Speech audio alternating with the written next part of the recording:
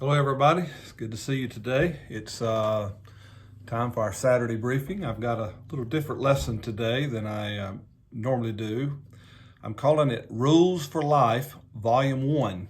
And that Volume 1 insinuates that I'll try to have some other episodes of this particular thought. But I'm big on rules. I try to have a rule for everything that matters, really. And so I have been doing this for years, and so it's a great thing to say. I have a rule for that, and you live by the rules. And then so anyway, it really helps me. Really looking back over my life, my dad taught me this a lot. I remember two rules early on in life. My dad, when I was just a young boy, I learned how to tie my tie. Dad, it was one of his rules. Every man should know how to tie a tie.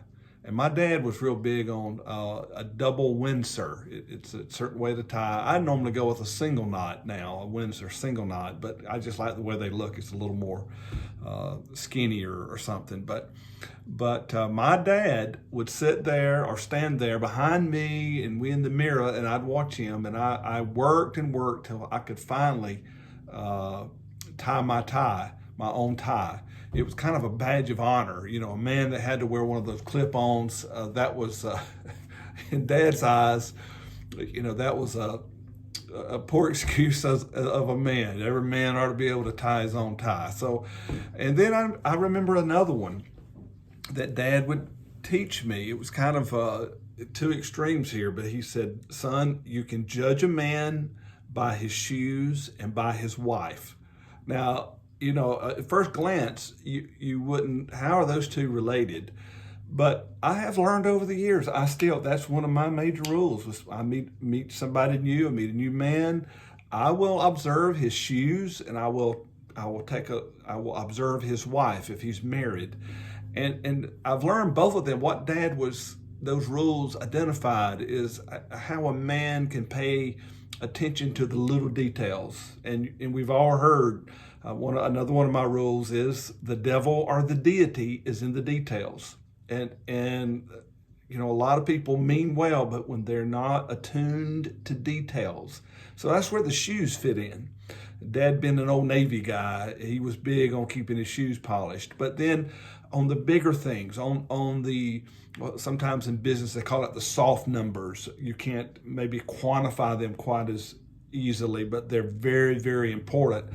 And I will observe a man's wife. He may be, from all appearance, this great guy and popular, but if he's got a little cowed down wife, or you see these guys, they'd come through town and they're all dressed up and self-important, but their wife is not taken care of, or maybe another man is unassuming and doesn't have to always beat his chest and push his weight around, but you look at his wife and she's self-confident, she's full of life, she's got an opinion of her own. I respect that man. That's a man that is self-confident within himself. He doesn't have to put other people down. So anyway, it's just an important rule. So my dad, as far back as I can remember, my dad would have these little rules that he would teach me. And then later years, I don't know if you've ever heard of the television show. It was called NCIS. And you had Agent Leroy Jethro Gibbs, and he had his rules. And I don't know if it'll show up backward, but I ordered this mug, and this is let's see, Gibbs has got, I think he's got more than this now, but anyway, there's 69 rules that he had at the time. And rule number 1: never let suspects stay together. They were. Work for the Navy. NCIS stands for something. They forensics. It's a forensic show, and so they work with crime. Always wear gloves at a crime scene. Don't believe what you're told. Double check. Never say you're sorry. That's one of his that he's real famous for. This is one I don't recommend, but always be specific when you lie. Never go anywhere without a knife, and these things are that would show up in the shows from time to time. When the job is done, walk away. Bend the line, don't break it. he was good on that. It's better to seek forgiveness than ask permission, and that's kind of one of my rules too sometimes. So let's see, never mess with the Marine's coffee if you want to live. that may go for me as well. There's two ways to follow someone. First way, they never notice you. Second way, they only notice you.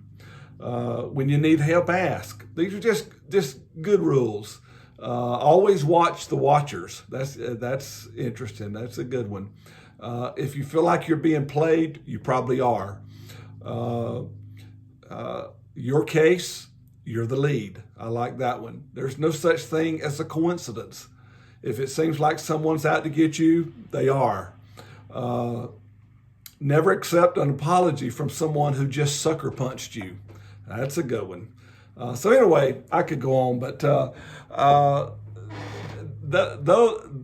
Gibbs' rules kind of encouraged me a few years back. I had these rules, and they were just kind of out there. And I began to, the word is codify them. You kind of formalize them. And now I have a long list of rules, and I review a few of them every day in my personal devotion and keep them in my mind. I want to encourage you to do that. That's today I'm just I'll mention some of my rules, but really my goal is to encourage you. Maybe we call this a life hack, but to encourage you as a leader to have your rules that you go by. So let me explain to you why I would want you to do this. Talk to you for a moment on why rules are important, build a case for this, and then number two, how to make good rules. And so why are rules important? First of all, they allow you to make principle-based decisions versus emotional decisions or ad hoc decisions. You come in and people never know if you don't have certain consistency. It's hard for people to trust you. Not that, they know you're a good person, but it's hard for them to follow you, trust your leadership. But when you have these, when you've codified these rules in your life, and they know what you're going to say. They know you can be trusted. They may not agree with it. Your rules, you're not omnipotent. You're not infallible. Your rules may have to be amended. And so you may realize this is a bad rule. But when you have those rules, you are making principle-based decisions. You're consistent. You're not making emotional decisions. People can depend on you. And you're predictable. And there's, that is another one of my rules. The rule of thumb is be boringly predictable about most things. And there's occasionally you need to be unpredictable, but when you are consistently predictable, people feel comfortable in following you. And so you make a principle-based decisions. You'll get as a pastor, as a leader, you'll get a lot of these what should I do questions. I remember as my first church, I was in my early 20s, and people would begin to just bare their soul to me and ask my opinion, and it kind of blew me away. But there's that mantle of anointing that comes with being a minister. People expect more from you, and God gives you more if you are willing to learn and lean upon Him. And so just in the last, just today, I had one of those calls. What should I do? Questions. And so I paused a moment, and I just went back through what are my rules? What are the principles that I go by? Not how do I feel or I think or what's popular, what do other people say, but what's the rule? And I scrolled down in my mind, my rules, and I got to the rule that could address the issue that was at stake. They were being asked, a leader, and not in this region, but a pastor was being asked to go out on a limb and put their reputation as a minister and their church. They were to go out on a limb for someone that would put them at risk. There's nothing wrong with that. That's what leadership is about, taking risk.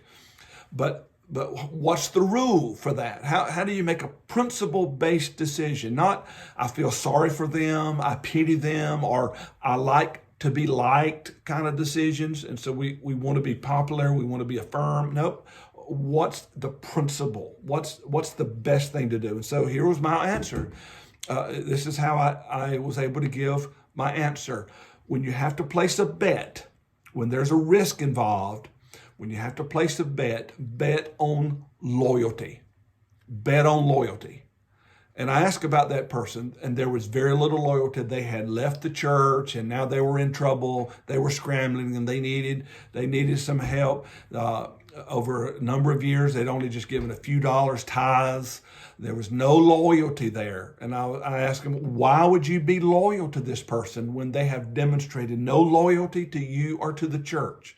This is not a charity case. You're jeopardizing your reputation and the reputation of your church. When there's times, if they're loyal, man, I'll belly up and I'll hold my nose sometime and just wade right on into the mess because I believe in loyalty. If I'm going to place a bet, I'm going to bet on loyalty. And then I had another rule. If you're not the captain, you don't have to go down with the ship. And what I mean by that is I'm responsible to people. I'm responsible toward all people, but I am responsible virtually for no person. They're responsible for their decisions. I have a wife, I'm responsible for her. I have children, especially when they were really little, and even now I'm responsible for them to a degree. But virtually all people are responsible for themselves.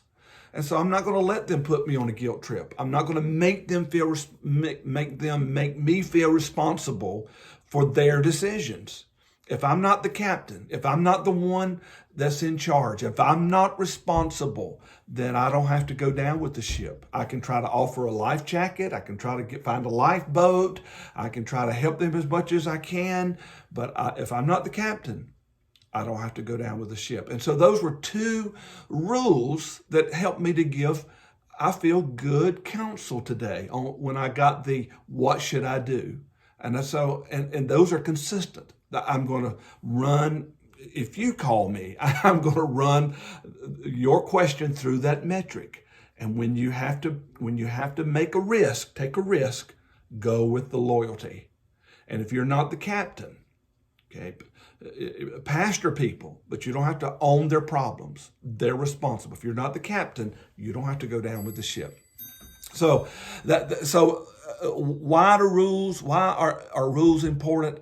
They help you to make principle-based decisions, not emotional decisions, not decisions I like to be liked, and I'll compromise just so that I'll be popular or I'll be liked. I'll feel better. It won't be better, but I'll feel better because they like me. No, you want to make principle-based decisions. Number two, they allow you, when you make decisions based on principles, you have rules that are based on principles. They allow you to put the odds in your favor. The rule of thumb, you remember that? I don't have a ruler here, but the rule of thumb, if you take 3 steps, that's about a yard. And so you can, and so it's the rule of thumb. You don't have life is very seldom clearly black and white. And so you go with the rule of thumb. And so, just because you play by the rules doesn't mean you always win. We get that. But when you have good rules, you increase the chances of winning. And so, for example, I have a couple. I have a number of rules on how to assimilate or dissimulate knowledge and get it out. The truth has to be managed. You don't lie, but you have to manage the truth. That's one of where we as leaders, and especially ministers, we sabotage ourselves because we don't know how to handle, or we do not handle information wisely. And so I have a couple. I've talked about one of these back in a previous story, back when Brother Culpepper, J. Frank Culpepper, was our overseer in South Carolina, and he told my dad to tell no one. You may remember that. I forget which lesson it was, but you could go back on my YouTube channel and find it, or my blog even. But that helped set me down, and I've codified a rule, and here it is. Your best friend has at least one other best friend. And I think of that so many times when I want to tell somebody something, but wait a minute, my best friend has at least one other best friend. And so I'm just telling my best friend. Well, then if they tell their other best friend, and that person tells their other best friend, and pretty soon, and so the rule is, if you don't want it repeated, don't repeat it, even to your best friend. I have another rule along these lines: keep it out of the pulpit. And the way I explain that is, never underestimate your ability to be misunderstood. And I have seen so many pastors, so many leaders, they get it in the pulpit. They'll talk about something that shouldn't be talked about from the pulpit. It's eating away at them. They may be hurt, or they're upset, or they're worried, or they're nervous.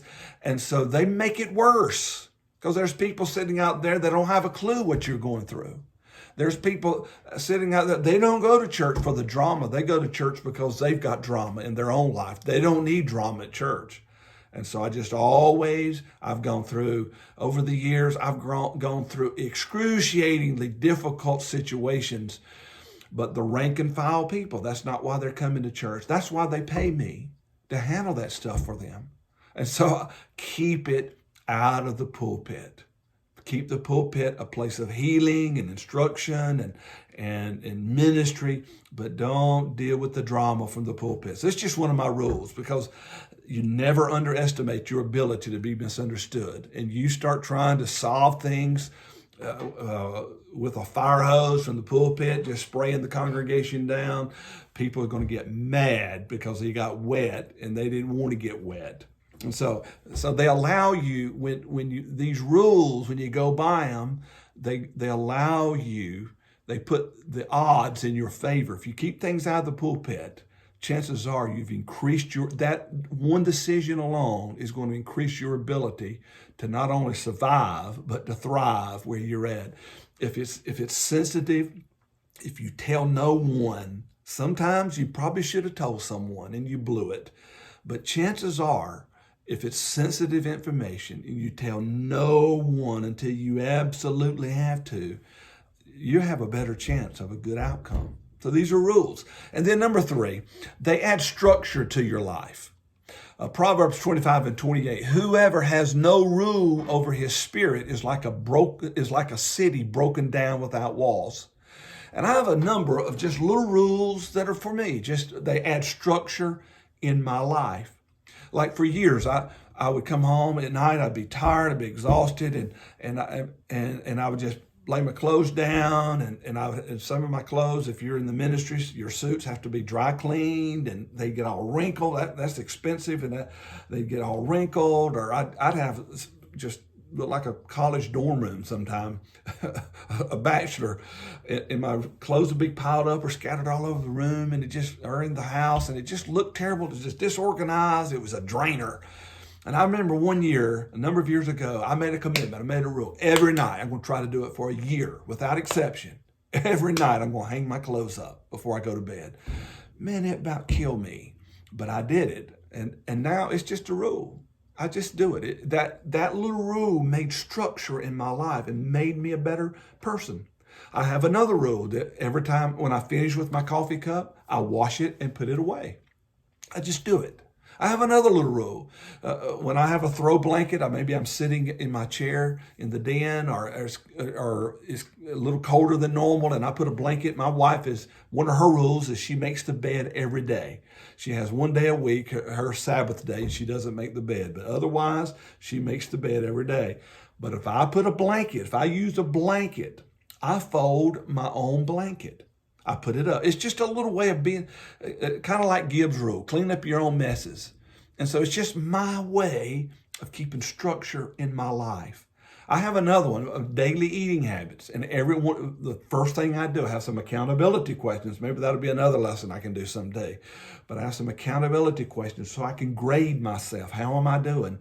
And I have a certain threshold of how I'm going to eat, and it's according to how I weigh, and I allow myself or do not allow myself certain things that I will not eat on any given day. They're rules. They add structure to your life. And so let me go back and refresh your memory. You become a better leader with rules because they allow you to make principle-based decisions, not emotionally based decisions. And then they put the odds in your favor, and then they add structure to your life. And so how do you develop rules? All right, I got 3 answers here. Every time you're forced to make a decision, make a rule. Number 1, every time you're forced to make a decision, make a rule. If you don't already have one, make a rule. Like, for instance, if you've known me over the years, if I have any of my former staff people that are church leaders that are listening to this, they almost certainly they've heard me say this. They'll come to me, what do you think about this? Could we do this? And I have a rule. If it's not illegal and it's not immoral, because some things are legal that are still immoral. And if it might help someone, because people matter is one of my values. That's another lesson. I know what my values are. People matter.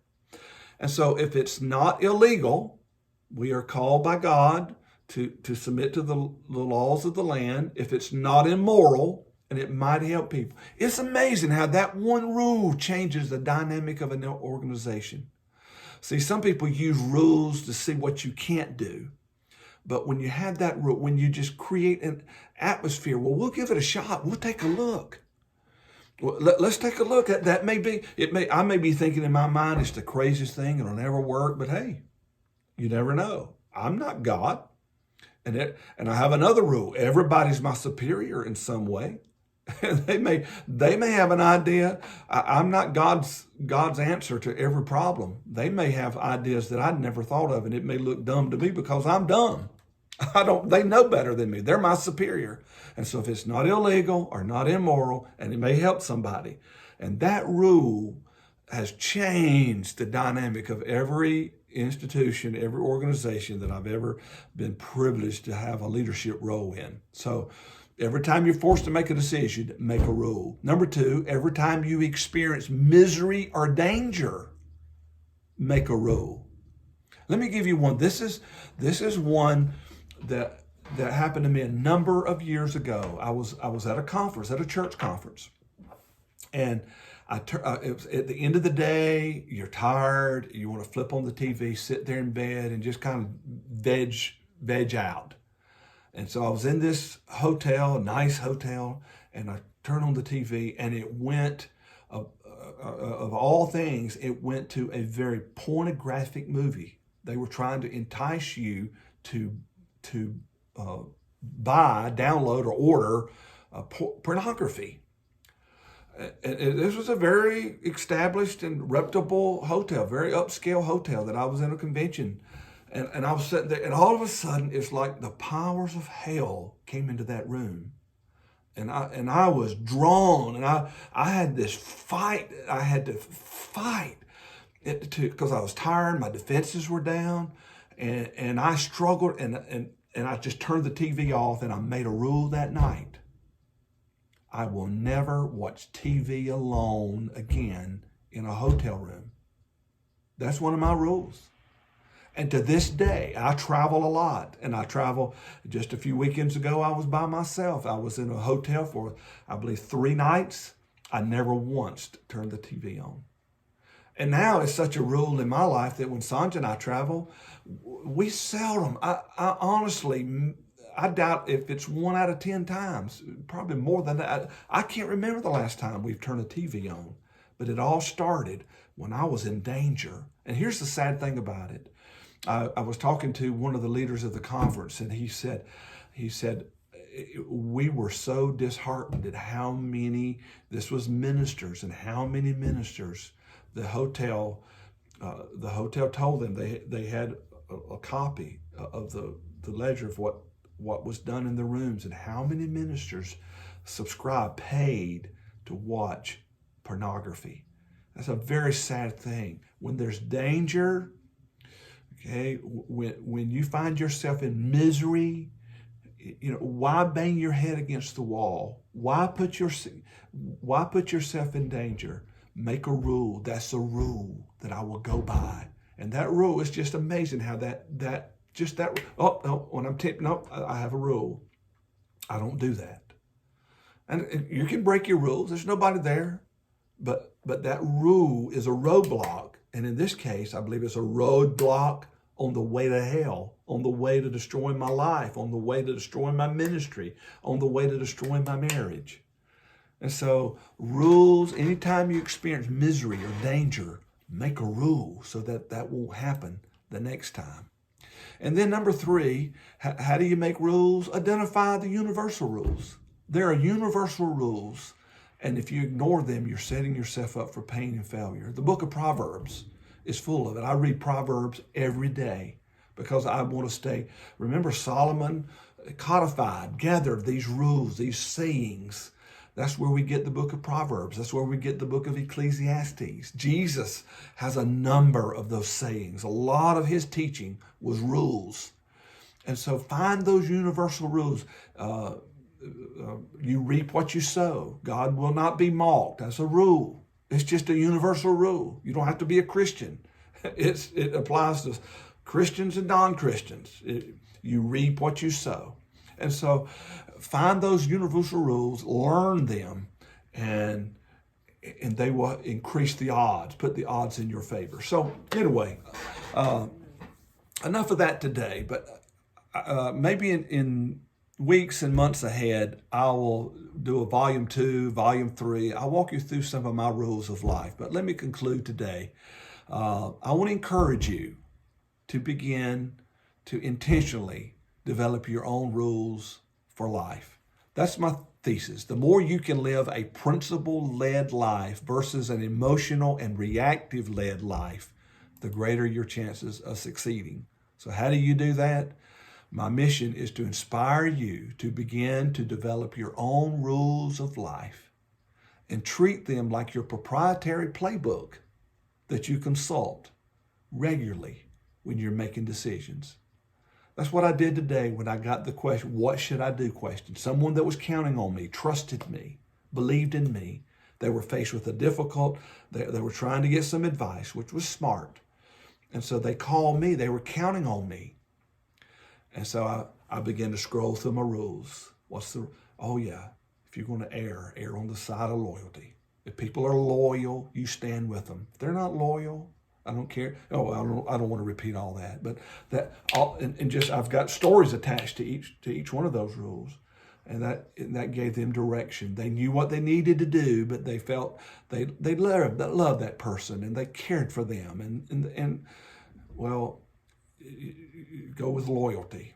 So identify them, review them regularly so that they're in your mind. I review 5 or 6 of them every day, and I just go through them over and over and over, and I'll make little notes sometime. And if there's a new story attached to a rule, I'll add it to remind me. And then codify them, make them official, and teach them to your kids, to your people, to your staff. Be predictable. They'll know this is a man or a woman that they are principle driven. They go by the rules. Okay, so there you go. So let me close with this. I'll put some. God bless all of my pastors and ministers. I love and honor you, and I'm going to put some in the email to you. I'll put some dates. Montana camp meeting, Sanjay and I'll be leaving out on Sunday. We're going to be heading over to Billings for the night, and then in Bozeman the next day to pick up our speaker. And they want to see Yellowstone. That's a part of being the overseer of the North Central region. You have to be a little bit of a tour guide. So I'm going to run down to Yellowstone on Tuesday. Then I'll be in Kalispell by Wednesday. Camp meeting begins on Thursday, and we're going to have a great week. And then looking forward to being with Brother Hance on Sunday. I think it's their 10th anniversary of being pastor there. And so we're going to celebrate. So I'm going to be in Montana for all of next week and be working my way back next Monday. Be in the office or be back at the parsonage and the office by Tuesday of next week. So keep us in your prayers. I understand I've got a couple of North Dakota or pastors that are going all the way out to Montana too. So God bless you guys. I know our Montana guys often come to the Dakota camp meetings. So I'm proud of you. You're heading out there. And so I'm going to see a number of you. Looking forward to a great camp meeting. But I've got 2 additions to the calendar. We're going to have 2 tool conferences. And I'll tell you more about this later. I may do a little video about it. But look for those, get them on your calendar, one here in Bismarck and one in Butte, Montana, 2 tools conferences to give you tools to be a better leader, more effective and efficient leader. So anyway, and to all of our supporters and prayer partners, God love you and God bless you. It's a joy to work with you, and it's a joy to work for you. I count it a great privilege. So let's keep running to win for the gospel's sake. Let's finish this great commission as our general overseer admonishes us and challenges us. I wholeheartedly support him. Let's finish this great commission in our lifetime. It's doable. Let's keep running to win. See you around the bend. God bless you.